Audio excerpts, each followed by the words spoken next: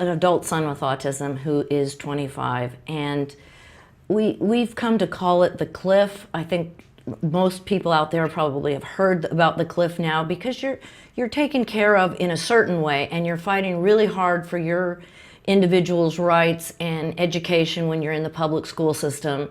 But that drops off at the latest at the age of 22, and that's what we call the cliff.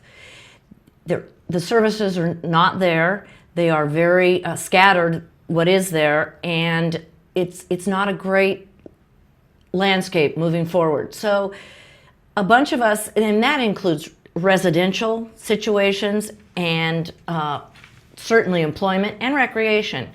And I would say that that is very true across the entire spectrum. Different needs at different points on that spectrum, but there's a dearth of opportunity. I know that we, some years ago,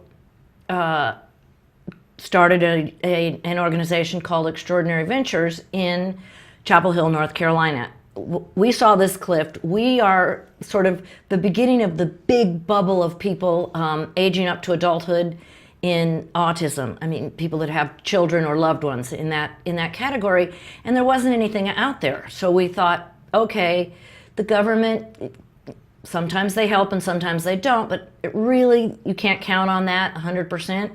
We decided, a group of us, that we would try to solve the problem ourselves, or at least be one of the solutions. So we decided that we would start this. It's a 501c3, not-for-profit, Extraordinary Ventures, under which we run small businesses that are run for profit. And the idea behind that was we needed it to be self-sustaining over time. Again, we don't accept any government funding. These are real businesses, real products and services, charging real prices, and everyone is paid at least minimum wage. It has been a great experience.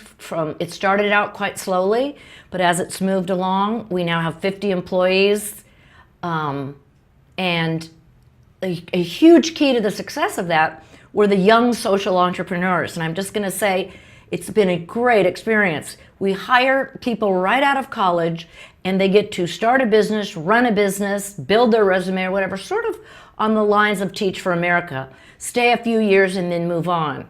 And then those are all neurotypical, but the rest of the people can be anywhere. They can be anything from neurotypical to very extremely impacted. That was part of the dream, was we were going to serve all people on the spectrum.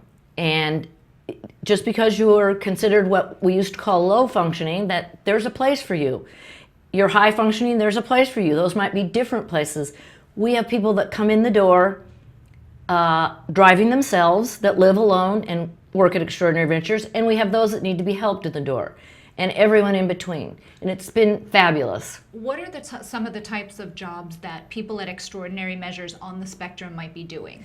Okay, for instance, we tailor things to our environment, but mostly we tailor the businesses that we start and run to the skill set of the people who apply for a job. So people come and apply for a job, and we find out, ask them what they're good at, their guardian or parent or something, what are they good at, what do they like to do? And quite often, as an aside, it's been really funny that many times what parents think their child is good at and wants to do, turns out that is completely wrong, and they transitioned into a different business and thrive. But anyway, so that's how we decide what kind of businesses.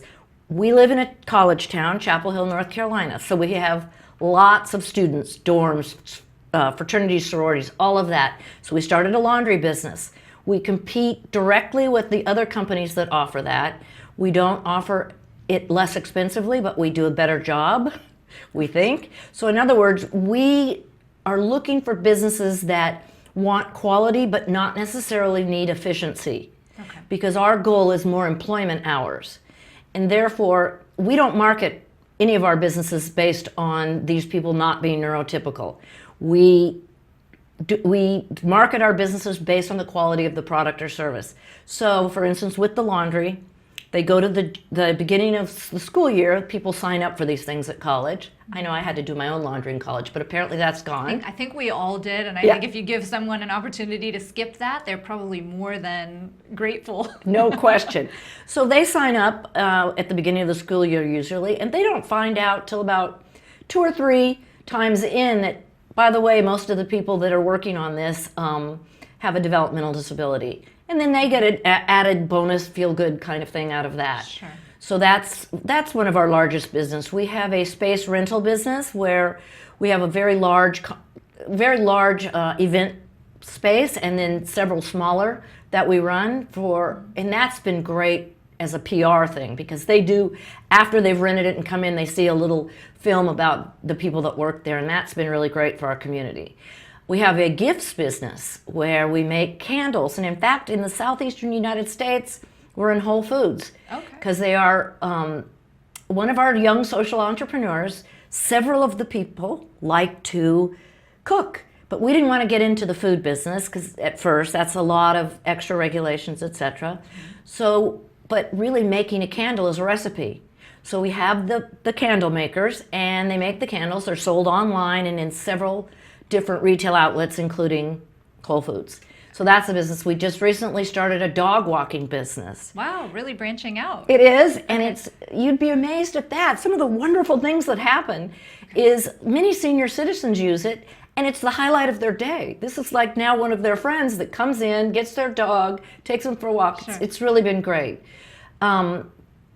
We also have an office solutions business where we do everything from inputting, coding, things like that, to mailing, bulk mailings, etc., labels and such like that. So again, we can cover somebody who can drive, somebody who can do computer coding, all the way to somebody who can sort colors for the laundry. And it's been really great.